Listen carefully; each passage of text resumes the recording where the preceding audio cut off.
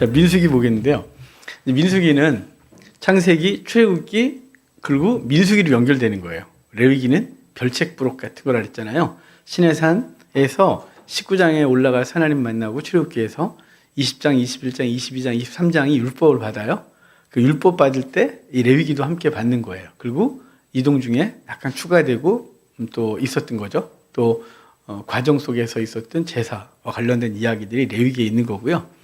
이제 그 전체 흐름, 이 전체 흐름은 창세기, 출애굽기, 민수기, 신명기로 연결되는 거예요. 그러니까 출애굽기 맨 마지막에서 연결되는 게 민수기가 되는 거죠. 출애굽기 40장에 성막 건축 및 봉헌이 있었어요. 그래서 성막에 하나님의 영광이 가득하고 이제 그분이 구름이 떠오르면 가고 멈추면 멈추고 이런 얘기가 출애굽기에 딱 있었단 말이에요. 이제 그러고 나서 민수기를 딱 오면 민수기가 뭐냐면 이제 이스라엘 백성들이 광야를 도는 이야기예요. 민수기가 영어로는 넘버스 그래서 숫자 센 것을 말하거든요. 그래서 첫 번째 시작하는 게 출애굽한 이스라엘 백성들의 숫자를 세는 거. 그 다음에 들어가기 전에 숫자 또 한 번 세죠. 그래서 숫자를 두 번 세요. 뭐 인원은 대부분 비슷하게 60만. 그러니까 60만의 숫자를 센 것을 가지고서 영어 성경 이름이 민수기예요. 70인역이 그러고 원래 히브리어는 그렇지 않아요. 어찌됐건 여기 이제 민수기 그러는데요. 이 민수기는 10장씩 끊어져요. 16, 10장, 10장, 10장, 그리고 6장이 단락이 나눠지거든요. 첫 번째 10장을 이제 우리가 시작할 텐데요. 첫 번째 10장은 조직 정비와 규례라는 주제를 갖고 있어요. 조직을 정비하고 이제 그들에게 어떻게 성막을 중심으로 살아가느냐. 이게 이제 10장이거든요. 자, 지금 흐름이 아까 그랬죠. 출애굽기 맨 마지막에 성막을 건축하고 봉헌했다고. 그러니까 봉헌한 성막을 중심으로 어떻게 살고, 어떻게 성막을 보존하고, 어떻게 성막과 이동하고, 이게 1장부터 10장까지 얘기해요. 그러니까 성막 중심의 조직 정비인 거죠. 그러니까 이제 민수기 1장을 숫자 세는 걸 군사 조직처럼 해서 군사 조직이라고 생각하면 안 되는 거예요.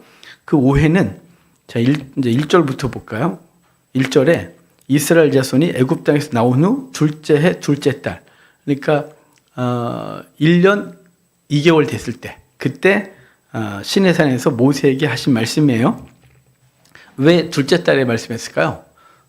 출애굽하고 그 첫째 그 달에 6월절을 지내요. 광야에서. 그러니까 성막을 건축하고 6월절을 광야에서 보내고 그리고 이제 출발하기 전에 이런 얘기가 벌어지는 거죠.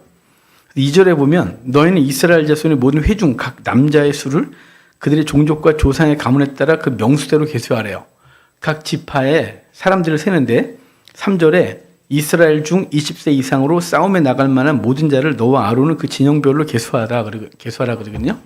여기 싸움에 나갈 만한 자 진영별로 계수하라. 그래서 이게 군대 조직처럼 느낌이 온 거예요. 근데 하나님께서 이스라엘을 군대 조직을 만들 생각이 없어요. 뭐 크게는 여호와의 군대다 뭐 그럴 수도 있겠지만 사실은 싸움은 하나님이 하시는 거고 지금 이스라엘에게 뭘 중심으로 얘기를 하는 거냐면 성막 중심으로 얘기를 하는 거예요. 성막을 중심으로 어떻게 진을 치고 어떻게 행진하고 어떻게 예배하고 어떻게 거룩한 삶을 살고 이 얘기를 하는 거란 말이에요. 중심에 성막이 있어요. 이걸 절대 잊으면 안 돼요. 그러니까 우리가 이 땅에 하나님의 사람으로 사는데 하나님 예수 그리스도를 중심으로 어떻게 진을 치고 어떻게 행진하고 어떻게 살아가고 이게 이제 있는 것과 같아요. 그러니까 민수기 1장은 성막을 세워놓고 그 다음에 이제 성막을 중심으로 진영을 어떻게 구축하느냐예요. 이 얘기를 하는 이유는 뭐냐면요. 이스라엘 백성이 애굽에서 나왔을 때 온갖 잡족이 오합지졸로 나와요. 그러니까 히브리인만 나온 게 아니잖아요. 이스라엘 사람만 나온 게 아니라 거기 이제 애굽이 난리가 났으니까 그때 도망자들, 뭐 살인자들, 뭐 이게 불법 체류자들 다 나오는 거예요. 다 나와서 이스라엘과 함께 합류했는데 이제 여기저기 흩어져서 자리를 잡지 않겠어요? 규율이 없으니까. 자, 60만이 나왔어요. 남자만 60만. 그럼 60만이면 뭐 최소한 60만 개의 텐트가 있지 않았을까요? 뭐 대가족이라 치면 한 30만 개의 텐트가 있다 칩시다. 그럼 30만 개의 텐트에서 누구라는 찾으려면 얼마나 힘들겠어요. 이동할 때마다 텐트 위치가 바뀔 텐데. 그러니까 이들이 이제 앞으로 가는 그 가나안 땅에 가면서 그들이 어떤 그 통솔에 필요한 조직과 이동하는 데 원리 등등을 말해야 되는 거죠. 그래서 싸움에 나갈 만한 자, 이거는 군사를 세려고 하는 게 아니고요. 이스라엘의 사람이 누구냐. 그러니까 싸움에 나갈 만한 자만 사람이에요. 여자와 아이와 노인은 사람이 아니에요. 인구수에 안 들어가는 거죠. 그러니까 사람을 숫자를 셀 때 통상적으로 싸움에 나갈 만한 20세부터 50세까지를 사람 수로 치고 나머지는 그 사람이 보호해야 될 사람이겠죠. 하여간 그 사람이 60만이다 이거예요. 그래서 진영별로 인구를 세라고 해서 인구 쭉 센 게 46절이 총 합계죠. 계수된 자의 총계는 60만 3,550명이다. 그래요. 60만 명. 남자와 여자와 아이 빼고, 여자와 아이와 노인 빼고 60만 명의 인구가 딱 세져요. 자, 그러면서 인구수에 들지 않은 사람들이 곧바로 붙어요. 47절부터가 레위인은 이스라엘의 인구수에 들지 않아요. 레위인은 이스라엘 숫자를 셀 때 레위인은 포함되면 안 되는 거예요. 왜냐하면 레위인은 하나님 것이기 때문에 그래요. 이 레위인은 언제 하나님께 바쳐지냐면 출애굽기 32장에 송아지 우상 숭배에서 모세가 돌로 우상을 깨부시고 여호와의 편에 선자 나와 그랬더니 레위인들이 나왔고 레위인들에게 너희가 각각 칼을 차고 형제와 그 다음에 주변 앞에 있는 사람 다 죽여 그러는 바람에 그들이 3,000명을 죽이고 주님께서 됐다. 이제 너희는 내 사람이야. 그래서 이제 레위인은 제사장 지파로 그 하나님의 백성, 그러니까 레위는 제사장 지파로 딱 구별이 되는 바람에 레위인은 이스라엘의 회 중에 들지 않아요. 레위인은 하나님 거예요. 소유가. 이제 그 이유에 대해서 저 뒤에가 설명할 거니까 일단 그렇게 놓고 레위인은 계수에 들지 않았다 그래요. 자, 그러면 이 49절부터 보면 너는 레위 지파만은 계수하지 말며 그들을 이스라엘 자손 계수 중에 넣지 말고 그들에게 증거의 성막과 그 모든 기구와 그 모든 부품들을 관리하게 하라. 그러니까 레위인들은 뭐 하는 거냐면 성막 관리의 임무를 맡겨라 하는 거예요. 그래서 이들은 인구에 들지 않고 성막 관리만 하는데 그 모든 기구를 운반하며 거기서 봉사하며 성막 주위에 진을 칠 것이며 성막을 운반할 때는 레위인이 그것을 걷고 성막을 세울 때는 레위인이 그것을 세울 것이요 외인이 가까이 하면 죽이래요. 여기 외인은 레위인을 제외한 모든 사람, 그러니까 12지파도 외인이에요. 왜냐하면 레위인만 하나님의 소유잖아요. 12지파는 하나님의 소유가 아니에요. 이상하지만 그러니까 이스라엘 전체가 하나님 소유지만 중요한 여기선 좀 더 세부적인 구별은 레위인은 하나님 것이고 이제 하나님 생명이 하나님 거예요. 하지만 이스라엘 사람들은 그렇지 않은 거죠. 그래서 그들을 외인으로 구별을 하고 그들이 성막에 함부로 접근하지 못하도록 레위인이 성막을 보존하는 그 의무를 지는 거예요. 자, 그래 놓고 이제 그 얘기 빼고 2장으로 한번 가볼까요? 그러면 2장에 오면 성막을 중심으로 어떻게 진을 치느냐에 대한 얘기가 2장이에요. 이거 그냥 그림으로 그리게요. 저기 집사님 이거 1번 마이크 켜주세요. 이거 2번 끌게요. 예, 네, 예, 성막을 중심으로 진을 쳐요. 자, 성막이 이렇게 있으면 동쪽으로 문이 난다 그랬죠. 이 동문이 제일 중요해요. 사실은 성막 원리에서 동쪽에 문이 난 게 제일 중요한 거예요. 왜 동쪽으로 문이 났냐면 창세기에 죄인들이 나간 방향이 다 동쪽이에요.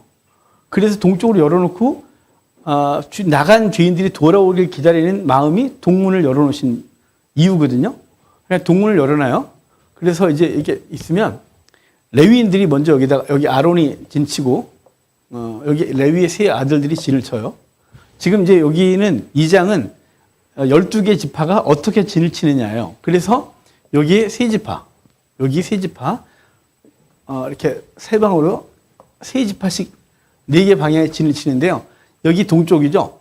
동쪽이 유이스예요. 유다, 이사갈, 스불론. 남쪽이 르시갓이에요. 르시갓 그래요. 르벤, 시므온 갓. 서쪽이 에무베, 에브라임, 므낫세, 베냐민. 북쪽이 단하납이에요. 단, 아셀, 납달리. 그러니까 여기 각 세 개 지파 중에 요 앞에 있는 애들이 또 선두에 서요. 얘네가 대표 지파예요. 그래서 이렇게 진을 치라는 얘기가 지금 2장이에요. 2장에 저렇게 진을 치라 이렇게 해놓고 3장으로 보면 아론의 아들들이 여기 여호와께서 시내산에서 모세와 말씀하실 때 아론과 모세가 낳은 자는 이러하니라. 그래서 아론의 자녀들 얘기하고 5절로 가면 6절 가봅시다. 레위 지파는 나아가 제사장 아론 앞에 서서 그에게 시종해라.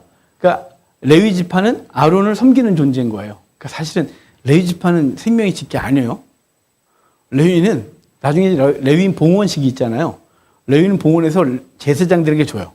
그러니까 레위의 아들들 중에 아론이 있죠. 근데 아론과 그 후손들만 제사장으로 딱 구별되고 나머지는 다 게고무 그랬으니 게르손, 고한, 무라리라는 세 후손들이 다 레위인이 되는데 그 레위인은 아론에게 주어서 아론이 시키는 대로 사는 존재들이에요. 그러니까 레위인은 생명이 짙게 안 해요. 그러니까 저와 여러분들이 레위인으로서 이제 그러면 혈통이 레위인이야. 그런 소리 하면 안 된다 그죠. 오늘 오전에도 그런 얘기를 하려고 했었는데 다 까먹었네. 안 했네. 여러분, 그 종종 이제 그 유대를 하고 이스라엘 중심의 성경을 해석하시는 분들이 알리아 운동을 한다고 그랬잖아요. 알리아는 그 세계 열방에 흩어져 있는 유대인들을 그 예루살렘으로 이스라엘로 돌려보내는 걸 알리아 운동 그래요. 근데 그거는 그 알리아 운동은 구약의 예언서들이 포로로 끌려갔던 사람들이 돌아오는 얘기를 하는 거지. 신약에 와서 혈통적 유대인을 이스라엘 땅으로 돌려보내는 운동을 하는 게 성경이 아니란 말이에요. 근데 개혁교회가 헌금을 해서 그 일을 하고 있다는 사실은 진짜 슬픈 얘기예요. 그렇다고 해서 유대인 기독교도들을 그래 이스라엘로 보내서 이스라엘을 복음화해라 이런 사명 같으면 뭐 그거야 뭐 선교 차원에서 해야 되겠지만 단순히 유대인 혈통을 이스라엘로 돌려보내는 것을 해야 예수님의 메시아의 재림의 때를 당긴다는 이 어리석은 짓들은 한국교회가 뭘 몰라도 정말 모르는 거예요. 여러분 유대인이라고 말하는 사람들 있잖아요. 유대인이라고 말하는 사람이 세 부류예요. 하나는 아슈케나즘이라고 하는 분류가 있거든요. 아슈케나즘이 약 1200만 명이에요. 그 세계 현재 인구 분포와. 아슈케나즘은 다 백인이에요. 러시아 계통, 북방 계통이거든요. 지금 미국에 있는 유대인들이 대부분 아슈케나즘이에요. 그 이스라엘 땅에 사는 사람들도 대부분 아슈케나즘이에요. 독일계, 러시아계 이쪽을 아슈케나즘 그래요. 이 사람들은요 혈통이 100% 유대인이 아니에요. 요만큼도 안 섞였어요. 피가. 근데 세계 유대인 인구의 70%가 아슈케나즘이에요. 약. 아슈케나즘은요 어떻게 된지 좀 말씀을 드리면 저하고 예전에 강의를 들었던 분들은 다 알 것 같은데 흑해와 카스피해 사이에 카자르 왕국이라고 있었어요. 주 700년경에 카자르 왕조가 있었는데 이 카자르 왕조가 자 지금 흑해가 있고 카스피해가 이렇게 있고요. 여기 이제 여기에 지금 러시아에서 독립한 나라들이 있죠. 여기 위쪽으로 카자르 왕조가 있었어요. 카자르 왕국이 있었는데 얘네가 약 720년경이 700년대 740년 뭐 720년 그런데 700으로 합시다. 이때가 언제냐면요. 622년이 이슬람이 마호메트가 이슬람을 창시해요. 이슬람교를. 그러고 나서 얘네가 서진을 해갖고 그냥 다 먹어버리거든요. 근데 이쪽으로 올라오면서 이슬람이 올라오니까 당시 카자르 왕조가 고대 때는 다 기독교 국가였잖아요. 로마 이후에.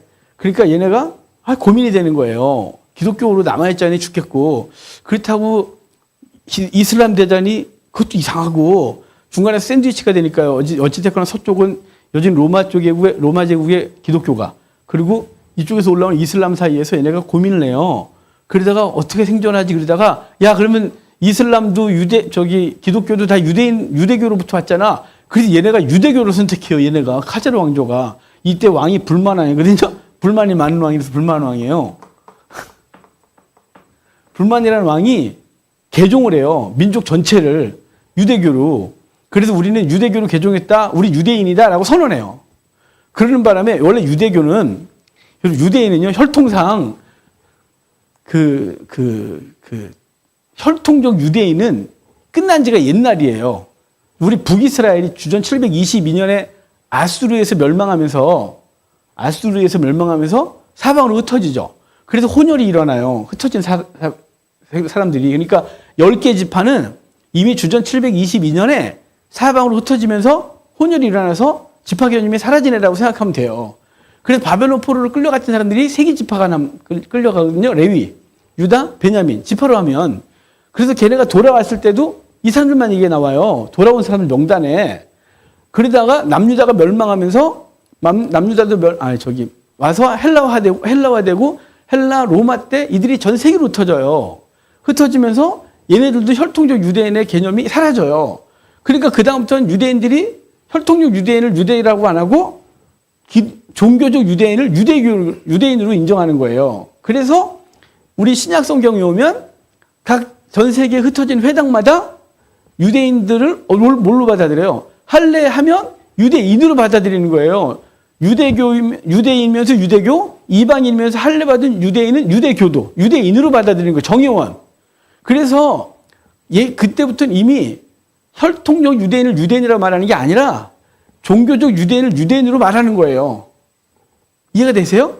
종교적 유대인을. 그래서 카자르 왕조가 유대교로 개종을 하면서 당연히 할례 다 받았겠죠. 그래서 자신들은 유대인이다 이렇게 말해요. 그래서 그다음부터 남은 유대인이 주류가 저 카자르 왕조의 후손들인 거예요. 저들이 어디 살았어요? 고과 마고게. 그래서 우리 지금 한참 전쟁 우크라이나, 러시아, 그다음에 이쪽 독일 이쪽이 다 아슈케나즘이 퍼져 있는 거예요. 그 후손들을 다 아슈케나즘이라 그래요.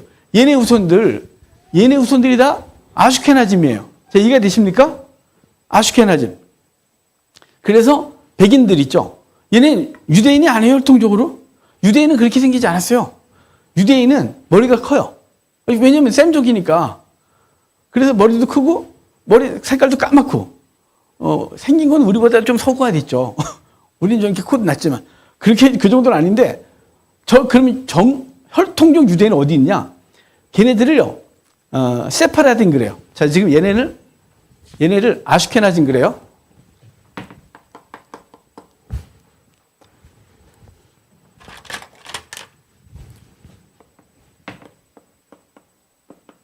전 세계 1200만 명 정도가 남아있어요. 그 다음에 세파라딘 그래요. 세파라딤. 얘네가 약 400만 명 정도가 있어요. 어디에 사냐면요. 주로 스페인에 살아요. 혈통적 유대인들. 얘네가 혈통적 유대인이에요. 얘네 피 한 방울도 안 섞였어요. 아슈케나즘은. 근데 얘네들이 지들이 유대인이라고 말하죠. 정통이라고. 그러니까 걔네들한테, 그래서 유대인이라고 말하는 사람들한테 이 얘기를 하면 걔네가 당황스러워요. 이걸 인정하고 싶지 않지만 인정할 수밖에 없는 구조를 갖고 있죠. 왜냐면 혈통이 그러니까. 얘네 스페인에 살아요. 그 다음에 팔라샤라고 있어요. 얘네가 70만 정도 사는데 얘네가 아프리카계 유대인이에요. 여러분 요새 이스라엘 영상 많이 나오죠? 이스라엘의 군인들 영상 보다 보면 흑인 애들이 있어요. 걔네들이 팔라샤예요. 팔라샤. 얘네가 이디오피아나 수단이나 그 다음에 이집트 쪽의 유대인들. 난 유대인이다 라고 말하거든요. 제가 그랬죠. 아까 혈통적 유대인이 아니라 종교적 유대인을 유대인이라고 한다고. 그들이 스스로도. 그래서 아시아계 유대인이라고 그래요. 그래서 중국계 유대인들은 중국인이에요. 걔는 조금도 서양처럼 안 생겼어요. 근데 전 세계에서 유대인들이 정착 못한 땅이 우리나라밖에 없어요. 우리나라면 유대인이 없어요. 일본도 일본계 유대인이 있거든요. 걔네들이 흩어지면서 일본에 유대 정착촌을 만들고, 여러분 신기한 건요.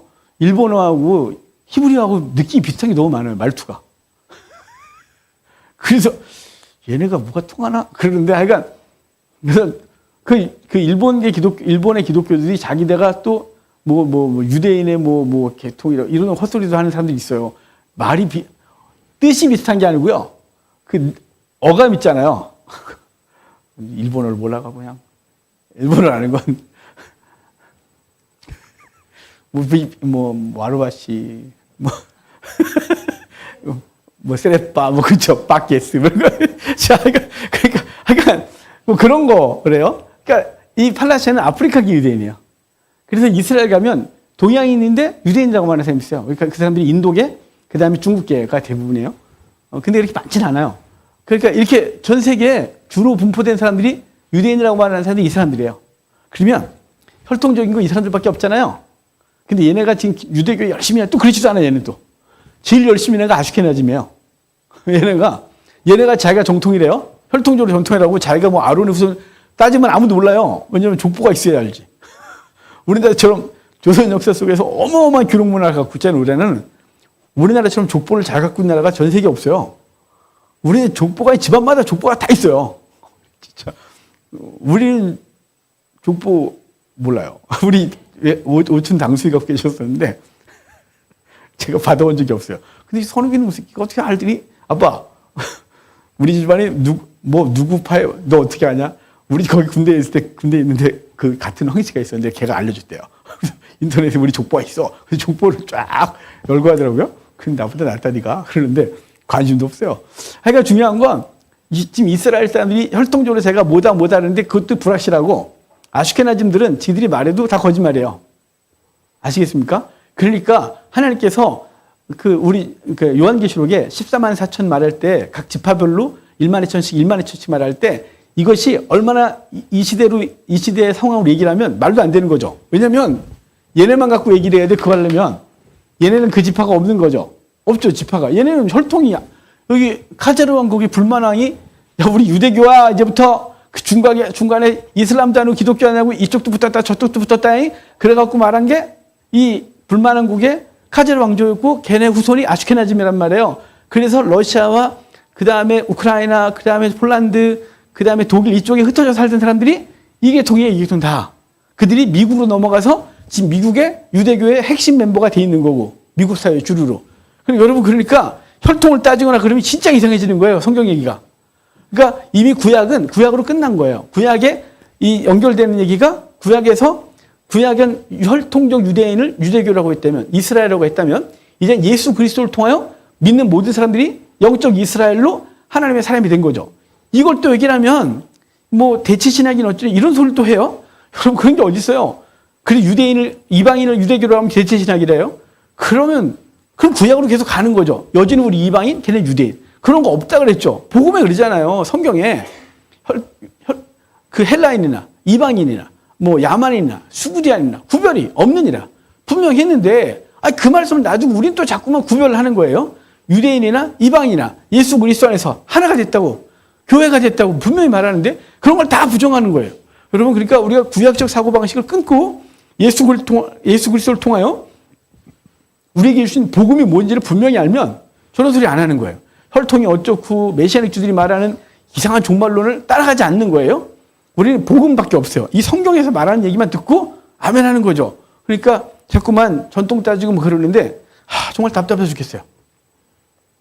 정말 답답해 죽겠어요. 그래서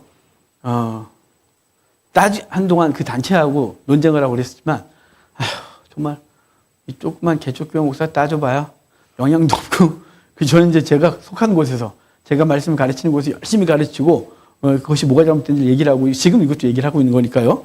그러니까 중요한 건 여기 이제 그 레위인 얘기를 하다가 저 얘기 나왔는데 한 오전에 저 얘기를 좀 하고 싶었는데 저기까지 했으면 죽을 뻔했겠어요.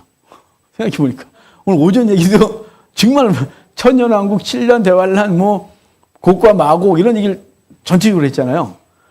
제가 잠을 진짜 어제 밤부터 아무것도 못하고 있었어요. 이걸 해야 되나 말아야 되나 막 본문도 고린도전서 잡았다가 이거 했다가 이거 너무 어려운데 잘못했다가 이거 주일날 남녀비 다 조는데 우리 성도들 그래도 눈을 동그랗게 뜨고 다 들어주셔서 제가 감사했어요. 하나님께 아침까지 주님 이거 쉬워야 돼요. 이게 좀 이 골치 아픈 얘기가 신학교 한 학기를 다 해도 전천년, 무천년, 후천년이 헷갈리는 이 과목을 한 학기 동안 했는데도 이게 정리가 안 됐었던 걸 우리 성도들한테 정말 3, 40분 동안 주일 오전 예배 때 그것뿐만 아니라 곡과 마곡이 무엇이며 천년왕국이 무엇이며 7년 대환란이 무엇인지를 설명해야 되는 이 답답함이 있었어요. 근데 감사하게도 우리 성도들이 눈 동그랗게 뜨고 다 느낌이 알아듣고 계시구나 라는 것 때문에 감사했거든요. 근데 이 얘기는 안 하기 잘한 것 같아요. 이거 해봐요. 별로 뭐. 저는 그냥 공부를 하시면 되는 거예요. 자, 이제 3절 가봅시다. 3장. 그 레위 지파는 제사장 아론 앞에 서서 그에게 시종하게 하라. 그죠? 레위 지파는 아론에게 준 거예요. 11절 봅시다. 11절. 여호와께서 모세에게 말씀하여 이르시되 보라 내가 이스라엘 자손 중에서 레위인을 택하여 이스라엘 자손 중에 태를 열어 태어난 모든 자를 대신하게 하였은즉 레위인은 내 것이다. 그죠? 레위인은 내 것이라 그래요. 누굴 대신하여 준 거냐면요. 이스라엘의 장자들을 대신하여 레위인을 하나님이 받으신 거예요. 처음 태어난 자는 다 내 것입니다. 내가 애굽 땅에서 그 처음 태어난 자를 다 죽이던 날에 이스라엘의 처음 태어난 자는 사람이나 짐승을 다 거룩하게 구별하였으니 그들은 내 것이 될 것입니다. 그렇죠. 그러니까 처음 태어난 건 다 여호와 건데 집안마다 첫 아들을 다 성전에 바치기 그러니까 첫 아들을 대신하여 레위인이 하나님께 드려진 거예요. 그러니까 레위인은 장자를 대신하여 하나님께 드려진 거죠. 자, 이게 어떤 상황, 어떤 것에서 시작된 거냐면 6월절에 어린 양은 각 사람, 장자 한 명당 어린 양 한 마리가 죽는 거라 그랬죠. 자, 이거 기억하시죠? 그게 레위인을 하나 바치면서 레위인 한 명당 이스라엘의 장자 한 명을 대속하는 거예요. 그리고 이것은 예수 그리스도가 우리 각 사람을 위해 죽은 거예요. 그러니까 주님께서 죽으시고 대충 들어와 이게 아니라 저와 여러분을 하나하나 기억하시면서 그분이 우리를 대신하여 우리 개인의 어린 양으로 죽으신 거죠. 그러니까 대속의 원리는 1대1이에요. 그러니까 장자 한 명당 어린 양 하나, 장자 한 명당 레위인 하나, 우리 죄인 하나당 예수 그리스도가 죽으신 거예요. 그건 예수님이 그렇게 많냐? 우리의 이성으로는 이해가 안 되고, 예수 그리스도는 우리 한 사람 한 사람을 대속하기 위하여 죽으셨다는 걸 분명히 믿는 거예요. 자, 그러면 15절 봅시다. 그럼 레위인은 그러면 이스라엘의 장자 한 명당 레위인 한 명이 대속해 줘야 되니까 레위인도 이제 인구를 쉬어야겠죠? 숫자를 세야죠. 그래서 레위 자손을 그들의 조상의 가문과 종족을 따라 계수하되 1개월 이상 된 자를 다 계수하는 거예요. 아까 이스라엘은 20세 이상 싸움에 나갈 만자 그랬죠? 그런데 레위인이 이스라엘의 장자를 대속하려니까 12지파를 한 지파가 담당하려면 생각해 보십시오. 12대 1인 게 이게 맞겠나? 숫자적으로 안 맞지. 그러니까 레위인은 1개월 이상을 세라 이거예요. 그래서 한 달만 지나면 사람 취급해 주는 거예요. 대속을 해야 돼서. 그래서 1개월 이상 된 레위인을 다 세라. 죽기 직전까지 여기까지. 숨이 붙어 있으면 다 세. 그래서 샜는데 모자라요. 그 모자란 얘기를 뒤에서 하는 거죠. 그래서 일단 중간에 좀 놔두고 44절로 가볼까요? 43절 가봅시다. 1개월 이상으로 계수된 처음 태어난 남자의 총계는 22,273명이라 여호와께서 모세에게 말씀해 이르시되 이스라엘 자손 중 모든 처음 태어난 자 대신에 레위인을 취하고 또 그들의 가축 대신에 레위인의 가축을 취하라. 레위인은 내 것이라 나는 여호와라. 이스라엘 자손의 처음 태어난 자가 레위인보다 273명이 더 많은즉 장자가 273명이 더 많아요. 레위인보다. 그럼 어떻게 할까요? 죽여라. 제일 뽑아서 273명을 죽여. 이럴 수는 없는 거잖아요. 그래서 그들도 살려야 되겠으니까 모든 남자들, 이스라엘 남자들이 생명의 속전. 자, 그 273명의 생명을 속하는 돈을 공동체가 내서 살리는 거예요. 그런데 이게 나중에 모든 이스라엘 남자들의 생명을, 그러니까 사실은 그 모자란 것 때문에 걔만 죽일지, 다 죽을지를 결정하지 못하니까 죽이는 걸로 결정하는 게 아니라 다 살리는 걸로 결정해서 레위인들이 대속하지 못하는 사람들의 숫자를 대신하여 이스라엘 공동체가 돈을 걷어서 하나님께 드려 그 모자란 수를 대신해요. 그래서 이거를 속전, 대가를 지불하여 사는 거예요. 그래서 이걸 생명의 속전 그래요. 그래서 거기 그 더한 자의 속전을 아론과 그 아들들에게 줄 것이라. 50절 보니까 곧 이스라엘 자손의 처음 태어난 자에게서 받은 돈이 성소의 세겔로 1365세겔이라 라고 해서 이게 나중에 전통이 돼서 이스라엘 모든 사람들은 성전세를 내게 되고 그 성전세를 통하여 성전을 보호하고 유지하고 관리하게 되는 거죠. 그때부터 이 돈이 주어지게 성도의 의무금으로 들여지게 되는 거죠. 자, 그러면서요 여기 4장에 이제 자손들의 임무가 나오거든요. 그 얘기가 이제 3장 중반에서 나왔었는데, 자, 그러면 4장 얘기는 뭐냐면 4장 얘기는 여기 진을 치는 게 이렇게 있었잖아요. 2장은 진 친 얘기고 이제 얘네들이 어디 이제 진치는 얘기들을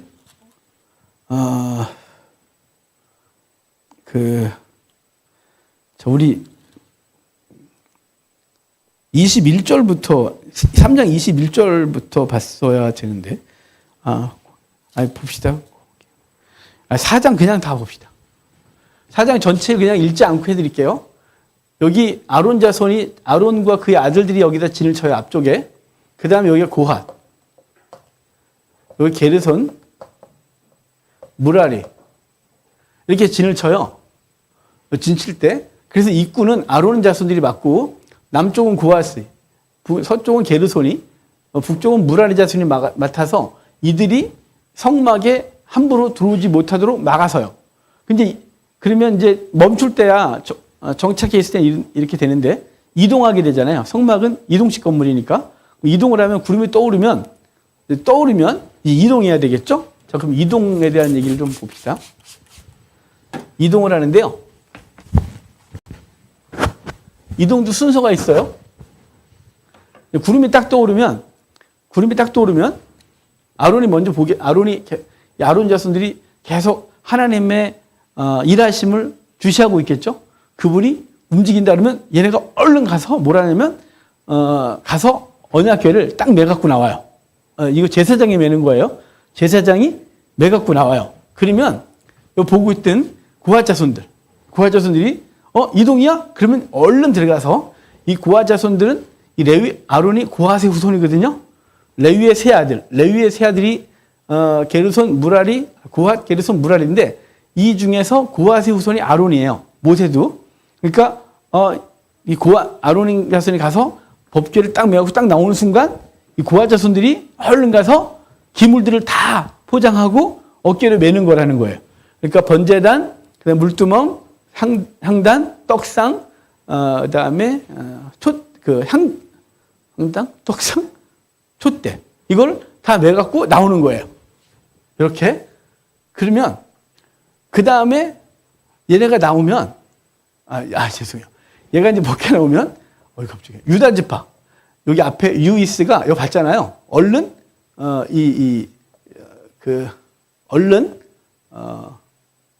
얼른 따라가요. 갑자기요. 그 다음에 얘네가 어깨를 메고 나오면 게르손 무라리죠. 게르손이 여기 성막에만 합시다. 고핫이 어깨를 메는 거 메고 나오면 게르손이 껍데기 벗겨와요. 그래서 이걸 개 껍데기 그랬잖아요. 게르손이 천막, 그다음에 그다음에 휘장 뭐 이런 거, 그다음에 담장, 울타리, 흰세마 이런 것들을 천으로 된 걸 다 걷어요. 그래서 얘네가 수레에 싣고 움직여요. 그럼 나머지는 이제 뼈대기 남았잖아요. 뼈대기, 받침, 말뚝, 이런 거, 밧줄, 무라리. 얘가 무뼈대기 이렇게 기억해요. 아무것도 없다고. 그래서 얘네가 뼈대기 추려갖고 수레에 싣고 뒤따라가는 거예요. 그러니까 아론이 법궤 메고 오면 고핫 자손들이 보고 들어가 그래갖고 얘네가 다 덮개 메고 갖고 나오고 그 다음에 성막의 껍데기를 게르손 자손들이 다 껍데기 추려서 싣고 그냥 뼈대기 무라리가 이제 기둥 이런 거 다 추려갖고 수레에 싣고 이동하는 거예요. 그게 이제 오늘 얘네들이 할 역할이고 이동할 때는 아론 여기 이제 법궤가 가요. 법궤가 앞에 가면 그 다음에 여기 첫째 동쪽 지파 애들이 따라가요. 그 다음에 여기 동쪽 지파가 따라가고 그 다음에 여기 고핫 애들이 고핫이래.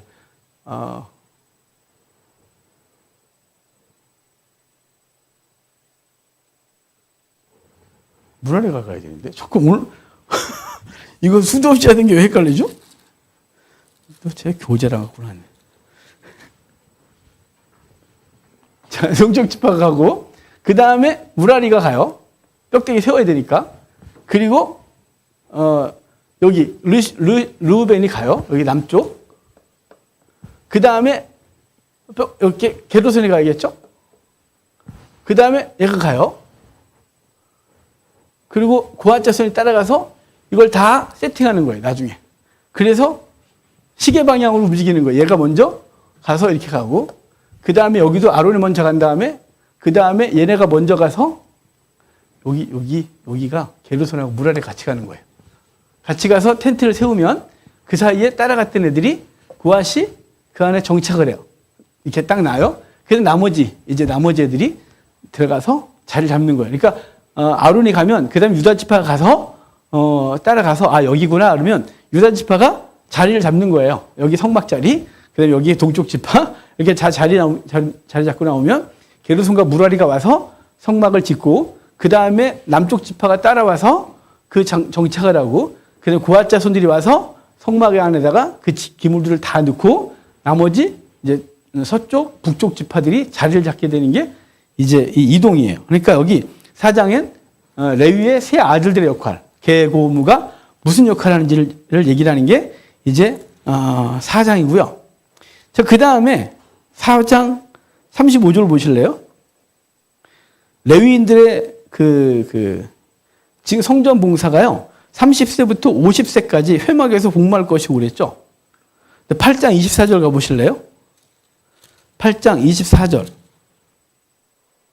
24절에 가면 레위는 이같이 할지니 곧 25세 이상으로 회막에 들어가서 복무하고 봉사하고 25절에 50세부터 쉬어라 그래요. 그러니까 8장에선 25세부터 50세, 그 다음에 오늘 우리가 본 4장 35절은 30세부터 50세예요. 그러면 나이가 다르죠? 틀려요? 근데 이거는 어떤 거냐면 25세는 그 제사장 학교에 입학하는 거예요. 그러니까 수습 들어가는 거예요. 그리고 30살에 제사장도 똑같아요. 레위인이나 제사장이나 25살에 이제 제사장은 제사장의 그 수습 보조로 들어가고 레위인은 레위인들을 같이 봉사하면서 이것저것 배우고 30살이 되면 정상 이제 그 공식 이제 제사장 공식 레위인이 제사장으로서 레위인으로서 업무를 감당하고 50에 은퇴한 거예요.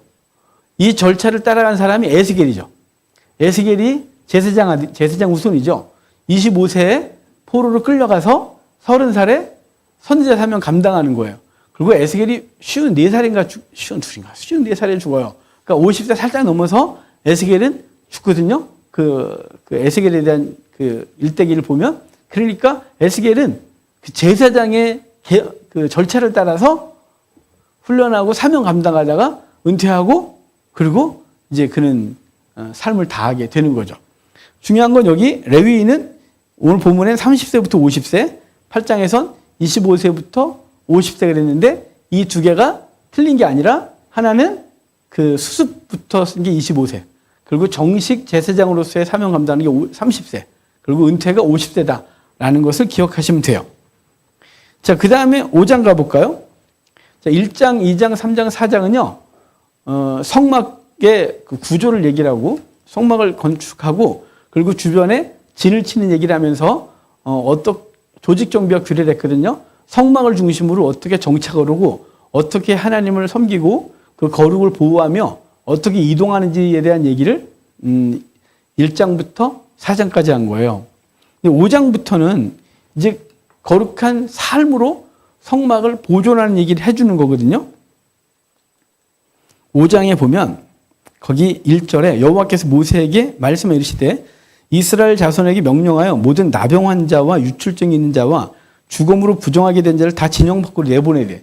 자, 왜 갑자기 조직 정비와 규례, 그래서 성막을 중심으로 이스라엘을 진치는 것과 이동 얘기를 하다가 왜 문둥병자 유출병이 있는 사람들 다 진 밖에 내보내라 그러냐면 자, 지금 성막을 거룩함으로 보존하라는 거예요. 그 성막과 그 공동체가 부정해지면 안 된다는 걸 말씀하고 싶은 거죠. 그러니까 이게 인격적인 모독이거나 뭐 질병을 차별하거나 요즘같이 이런 21세기 눈으로 보면 안 되고 이들이 갖고 있는 부정, 그 부정을 진 밖에 내보내는 얘기를 하고 싶은 거예요. 진은 거룩하다 이거죠. 3절에 남녀를 막론하고 다 진영 밖으로 내보내요. 그들이 진영을 더럽게 하지 말라. 내가 그 진영 가운데 거하느니라. 하나님이 거하시는 곳에서 그것들을 내보내는 거죠. 사실은 이걸 물리적인 얘기로 현대교회에 적용하면 안 돼요. 자, 지금 교회 내에 부정한 사람을 내쫓아라. 이렇게 하면 안 되고 그게 아니고요. 진짜 성전은 어디예요? 여러분 심령이요. 우리 심령. 우리 속에 부정한 유출병과 문둥병 같은 것들을 내쫓아서 우리를 거룩하게 하는 거예요. 우리 공동체의 죄를 그만 내버려둔 게 아니라 그 죄를 권면하고 죄를 잘하라고 하는 게 아니라 죄에 대해 책망하고 바르지 않는 것에 대해서 바른 삶을 권면하고 그런 것들을 위하여 우리 교회 공동체가 거룩을 유지하는 데 힘써야 되는 거죠. 교회가 세상의 공동체처럼 어떤 이익을 추구하거나 그 세력을 추구하면 교회는 더러워져요. 왜냐하면 이익을 추구하거나 세력을 추구하면 정말 온갖 더러운 것들을 다 갖고 있어야 되거든요. 왜냐하면 목표가 높아지는 거고 유명해지는 거고 많이 쌓는 거니까요. 근데 목적이 거룩이면 그런 것들과 상관없이 작은 공동체로 상관없고 하나님 앞에서 바르냐 그르냐가 더 우리에게 관심거리겠죠. 그러니까 조금 아까 여기서 유출병, 문둥병을 자를 진 밖으로 내쫓아라. 그러면서 진을 거룩하게 내가 그 가운데 거한다. 더럽히지 말라고 한 건요. 우리 속에 있는 죄를 끄집어내는 거예요. 먼저는. 우리 속에 있는 죄, 남의 것 지적은 질죄로 하고요. 먼저요. 그 다음에 형제의 죄를 찾아내야죠. 우리 마태복음에 산상수훈 할 때 너는 형제의 눈 속에 있는 티를 빼기 전에 내 눈 속에 있는 들보를 먼저 빼라. 그 이후에 형제의 눈 속에 있는 티를 빼리라 그래요. 티를 빼지 말라고 한 적이 없어요. 형제의 죄를 말하지 말라고 한 적이 없어요. 형제의 죄도 우리가 봐야 돼요. 그런데 먼저 뭐 하라고요? 네 눈 속에 있는 들보나 먼저 빼. 먼저 빼고 나면 그 형제의 눈 속에 있는 티를 빼는 것이 훨씬 겸손해지겠죠. 자기 안에 있는 들보를 못 보면 굉장히 교만해지고 막가거든요. 아주 못된 바리새인이 되는 거죠. 그런데 그 죄를 지적하기 전에 자기를 보면 자기의 죄를 보니까 남한테 얘기할 때 겸손해지겠죠. 집사님, 저도 그렇지만 집사님, 우리가 이 문제는 아닌 것 같아요. 이거에 대해서 우리 하나님 앞에서 새롭게 합시다. 우리 기도하면서 이거 좀 끌어냅시다. 이렇게 말할 수 있겠죠. 근데 자기 속에 있는 들보를 못 배우면요. 똑바로 안 살아? 이렇게 살다 지옥 가는 거야. 저런 게 삶이 엉망이죠. 이렇게 말하게 되겠죠. 그러니까 먼저 형제의 눈 속에 티를 빼는데 티를 빼야 돼요. 내버려 두면 안 돼요. 그거 우리다가 뒤로 생기고 안 좋은지 안 되잖아요. 들보를 먼저 빼는 거예요. 그리고 형제의 눈 속에 티를 빼다가 산상수훈에 대한 얘기고 18장에 가면 형제의 죄를 보고 형제가 잘못하는 걸 보거든. 죄를 범하는 걸 보거든. 우리 갈라디아서도 그 얘기했죠. 6장에. 죄를 범하는 것을 보거든. 죄를 봤어요. 그러면 네가 먼저 가서 조용히 죄를 지적하래요. 안 되면 두세 사람이 가서 하래요. 안 들어먹으면 교회가 가서 하래요. 안 되면요. 이방인과 이방인처럼 냅두래요.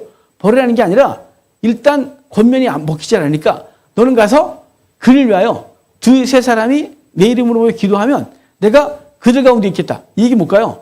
그 영혼에 죄를 지적하는 일을 포기하지 말라는 거예요. 그 잘못된 것을 냅두지 말라는 거죠. 왜냐하면 그 거룩한 공동체가 거룩해지지 않으니까. 하되 어떻게 하라고요? 네 눈 속에 티를 먼저 빼라고. 하되 네가 1만 달란트 탕감받았던 걸 늘 기억하고 100데나리온 탕감받은 자를 용서해 주라고. 그게 마태복음 18장에 계속하는 얘기예요. 그 얘기가. 용서에 대한 얘기거든요. 근데 우리는 용서를 안 하고 정죄해요. 왜냐하면 들보를 뺀 적이 없거든요. 자기 눈 속에 들보가 가려져 있어갖고 지는 못 보고 맨날 남의 것만 보는 거예요. 그러니까 굉장히 정죄적이죠. 굉장히 못되게 말하는 거예요. 그러니까 교회가 안 좋아지는 거죠. 그러니까 우리 갈라디아서도 형제가 죄를 범하는 걸 보거든. 너는 그의 죄의 짐을 네가 네 것으로 여겨. 지고 네 죄는 네가 스스로 져라. 라고 말해서 그 죄에 대해서 버리는 게 아니에요. 그러니까 못 본 척하는 거나 방치하면 안 되는 거죠. 고린도 교회에서도 그 죄를 방치하지 마라. 너희 중에 그 지혜로운 자가 없느냐? 그러면서 그 죄에 대해서 분명히 얘기하고 음행에 대해서 지적했는데 안 되면 내쫓아. 온 덩이를 더럽히잖아. 라고 말하는 거예요. 그러니까 여기서 그 진영을 더럽히지 않기 위하여 문둥병자와 유출병자를 내보내라는 건 문둥병자, 유출병자 왜 이 사람들만 지적하냐면 이게 전염성이 있기 때문에 그래요. 전염성이 없는 죄 가늠한 자를 내보내라. 뭐 이런 거 없잖아요. 거기 이렇게 없어요. 장애가 있는 사람 이런 거 없어요.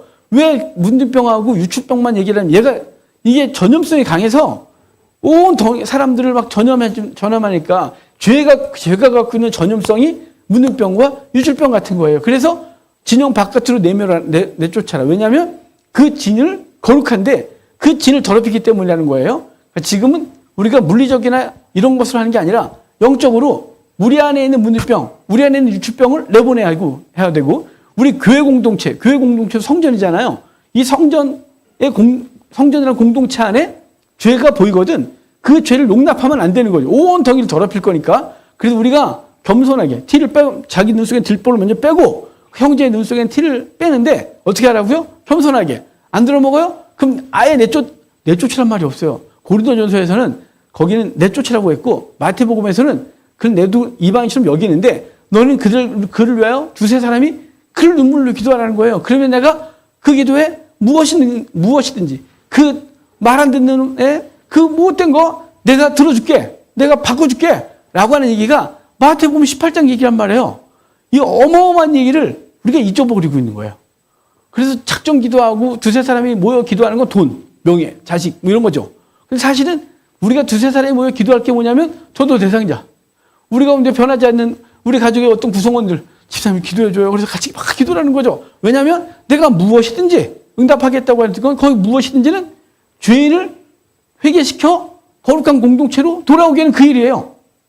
그 죄인이 어떤 사람인지 간에 그가 살인죄를 졌건 그가 간음에 쩔어 있건 그가 도박에 쩔어 있건 그를 왜요? 말 안 들어도 너희 말 안 들어? 그럼 기도해.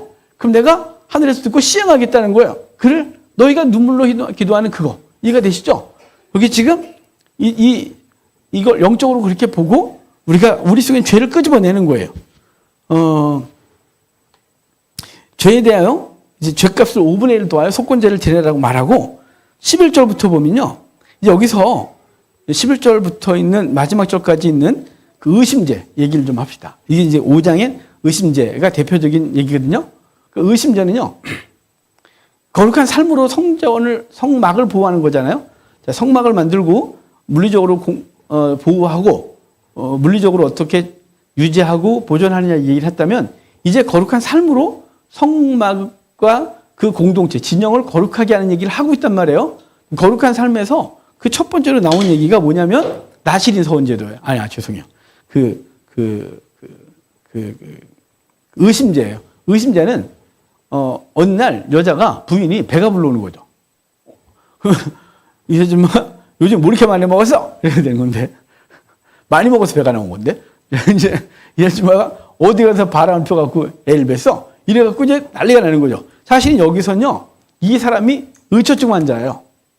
왜 남자가 이렇게 잘 보면 그러니까 여자는 매번 의처증에 시달리는 거죠. 여자는 내가 좀 요즘 많이 먹었어.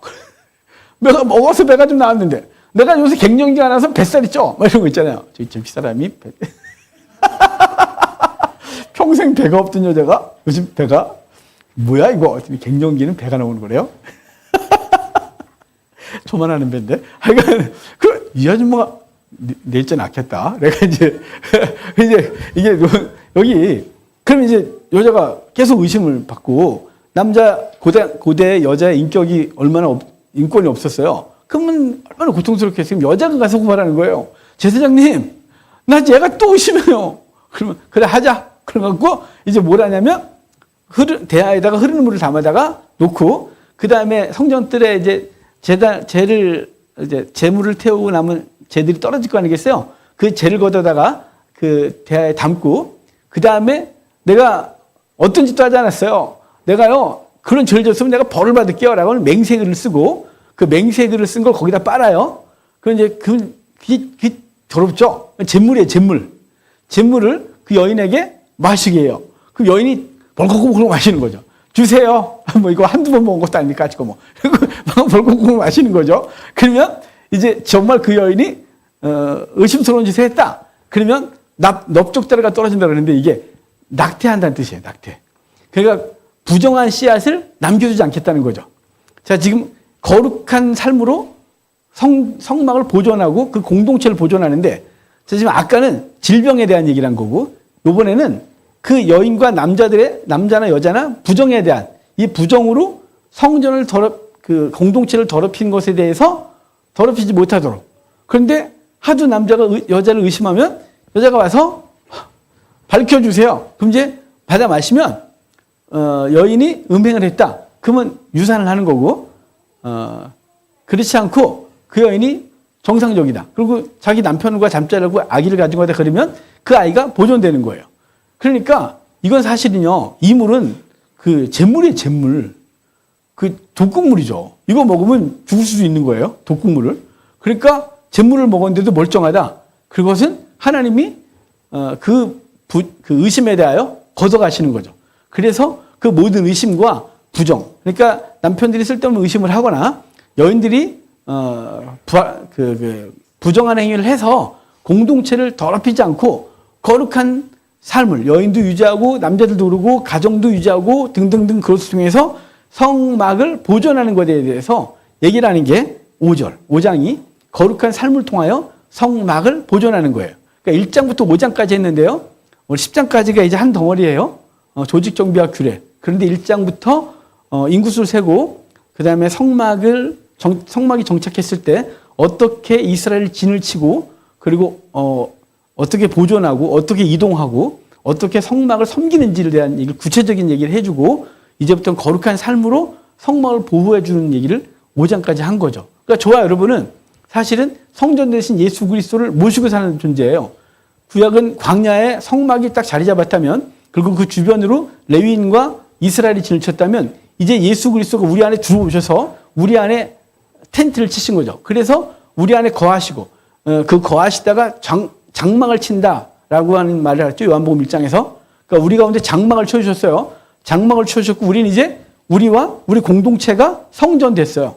그러니까 거룩한 공동체. 이 거룩한 공동체에서 죄라는 이 문득병, 유출병 같은 이 전염성이 강한 죄들을 우리가 스스로 끊어내고 우리 공동체가 끊어내고 그래서 교회 공동체가 거룩해져야 되죠. 세상 사람들이 교회 왔을 때 교회 왔는데 세상이나 교회나 똑같아요. 이상하잖아요. 세상에서 육두문자 썼는데 교회에서도 우리가 육두문자 쓰고 세상에서 갈등하고 미워하고 시기하고 질투하려 했는데 교회 왔더니 교회 공동체가 시기하고 질투하고 미워하고 똑같은 짓을 하면 교회 거룩한 대체 어디서 찾아야 되는 거예요. 그러니까 교회 공동체는 거룩한 공동체 그리고 그 안에는 순결함이 유지되어져서 하나님의 나라를 세워야 되겠죠. 그러니까 우리 1장부터 5장까지 있었던 이 민수기의 이야기를 통해서 우리 공동체가 어떻게 거룩을 유지하고 지켜나가야 되는지를 기억하고 돌아가서 먼저 자신의 거룩을 지키고 우리가 속한 가정을 거룩하게 하고 우리 교회 공동체가 거룩해지기 위하여 계속 거룩을 더 거룩하게 하기 위하여 우리들이 교회 공동체들을 어떻게 섬겨야 되는지 그리고 어떻게 이 공동체 내에 속한 영혼들 한 사람 한 사람을 어떻게 섬기고 기도하고 그리고 그들을 위하여 희생해야 되는지를 고민하면서 그렇게 이루어가다 보면 교회가 세상에서 없는 아름다운 공동체가 될 것이고 지치고 힘들고 생명의 구원을 얻길 원하는 사람들이 교회로 찾아와 교회에서 생명을 또 얻게 될 거라고 믿습니다. 이번 한 주간도 그렇게 사는 우리가 되길 바랍니다.